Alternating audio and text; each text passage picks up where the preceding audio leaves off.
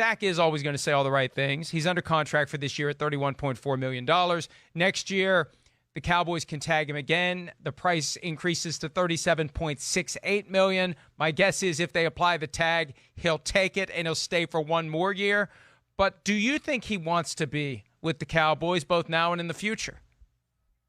Boy, have we ever heard that before? The only player I ever remember wanting out of Dallas was Dwayne Thomas. If you remember way back when, you and I are old enough to remember Dwayne Thomas. But players want to come to Dallas. They don't want to leave Dallas. I mean, you look at Jamal Adams and Jadeveon Clowney and everybody else. Whenever a guy goes up on the trade block or is a free agent, he's going to go to Dallas. And Jerry always thinks he's going to get all these star players, and they all want to come to Dallas. And now we're talking about a guy, does he want to be here? I don't know why you wouldn't want to be in Dallas. You can make more money outside of football being in Dallas than anywhere else in the NFL. And so there's a lot of money to be had playing as the quarterback of the Dallas Cowboys, and a lot of jobs after football. We've seen with Troy Aikman and Tony Romo and Don Meredith and everybody who's come before those guys has gone on to have great careers after football. I do think he wants to be in Dallas, but I am surprised that they don't already have a long-term contract. And so it does create questions of where this thing is headed and how quickly, if, when they get a contract done. I think this is less about Dak wanting to be a Cowboy or not wanting to be a Cowboy, and more about Dak wanting a contract that fairly compensates him for what he's done in the past when he was getting peanuts in comparison, and where he is now. And I've said this all along. The Cowboys have taken advantage of every aspect of the CBA to allow them to not pay Dak very much money, to get him last year for $2 million, to resist signing to a contract, at least the contract he wanted. And now they've activated the highest level of the franchise tag. They went with the exclusive version, $31.4 million. The math is very simple. He makes $69.08 million over the next 2 years. And then comes the Kirk Cousins decision. Do they go transition tag at $45 million plus? Do they go franchise tag at $54 million plus? Do they let him become a free agent in 2022? And I think Dak, until they give him something that causes him to say, I'll trade in the rights that you have given me under the franchise tag, he's going to continue to play it out. You know, he could become a free agent in 2022 and still re-sign with the Cowboys. He doesn't have to leave. He could take less than. He could have a team out there that offers him $10 million a year more than the Cowboys are offering, and he could choose to stay in Dallas. So I just think he's playing it out 1 year at a time. He understands most of these contracts are 1 year at a time. Who cares if you have a 12-year deal or a 6-year deal or a 5-year deal? It's only guaranteed to the extent that it's guaranteed, period. So I think that's what he's doing. I don't think it's about not wanting to play for the Cowboys. I think it's about wanting to be treated fairly and wanting to get himself to a point where he has maximum flexibility on what his decisions will be about where he plays. Mike, how big of a gamble is this, though, by Dak Prescott, considering the economics and where we're headed with this revenue shortfall? How big of a gamble do you think this is by Dak by going year to year? Well, how big of a gamble is it for the Cowboys by letting him go year to year? I mean, here's the thing. And somebody was making this point last week to me before the deadline for doing a long-term deal came and went. Why do you think the argument was made that the Cowboys will tag him again next year? Why do you think the Cowboys or anyone else would pay him $37.68 million next year?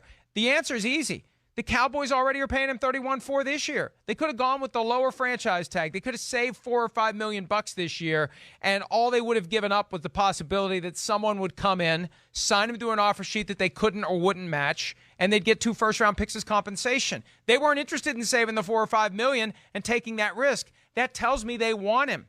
Now, maybe they could change their mind over the course of the next year, but what are they going to do at quarterback if they don't have Dak Prescott? They got lucky when they found Dak Prescott in 2016. And maybe the fact that they've done a pretty good job drafting players in recent years will give them the hubris to believe that they'll go out and find another starting quarterback who can come right in 2021. Maybe that's what they'll do, but I think that, here's another way to answer your question. We don't know what the market would bear for Dak Prescott. We don't know whether another team would pay Dak Prescott because the Cowboys have prevented him from ever finding out, prevented us from finding out. So I don't know what the gamble is because the Cowboys feel strongly enough about him to force him to stay. Well, and he's going to stay. He's going to stay a Cowboy. I think Jerry Jones will get this deal done at some point, but I know he's surprised. I guarantee he's surprised. If you go back, you remember the start of the season, and I got Jerry after a game, and I asked him about Dak, and he said a deal is imminent. Well, he obviously had a different definition of imminent than Dak Prescott and his camp had, because here we sit almost a year later, and there's still not a deal done. And I think the Cowboys are shocked a deal's not done at this point.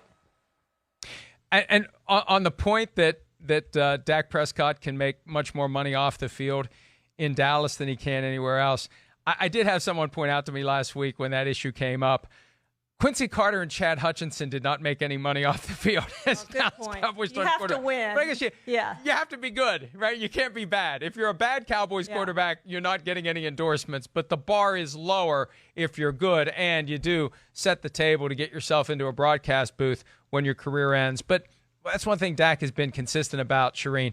He doesn't care about that. And I view it from his perspective. He came in as a fourth-round draft pick.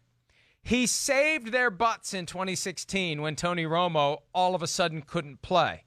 And he started every game for 4 seasons. And when the window opened on their opportunity to sign him to a new contract, they dragged their feet. They lowballed him. They didn't want to reward him for what he'd done. They didn't want to pay him what he thought he should get. And so I give him credit. He has been as determined and as resolute as any player I can ever remember to get what he thinks he deserves, and he's willing to roll the dice. It reminds me a lot of Joe Flacco. When Joe Flacco in August of 2012 rejected the offer that the Ravens made on a second contract, he bet on himself, and it paid off for him with a Super Bowl MVP championship and a gigantic contract, and it's paying off in a different way for Dak. He got $31.4 million. I mean, no matter what else happens this year or next year or beyond that for Dak Prescott, he got a raise from $2 million to $31.4 million from one year to the next. That's not a bad increase in a year-to-year salary. Well, you talk about being resolute.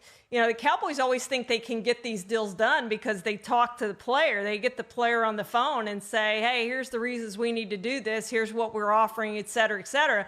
And they tried to do that with Dak, and Dak was smart enough to call Todd France and say, okay, let's wait a minute here. I'm not getting on the phone with you guys by myself and doing this by myself. I have an agent for reasons to get this done. So he is holding out for what he thinks he's worth, and kudos to him for doing what he thinks is right and getting the money he thinks he deserves. And when getting him on the phone doesn't work, you get him on the bus and you break out the Johnny Walker Blue, and then you try to get a signature on paper to the extent the person can write his own name at the time they finally work out a deal. Hi, I'm Mike Tirico, and thanks for watching. Make sure to hit subscribe for the latest news and highlights from NBC Sports.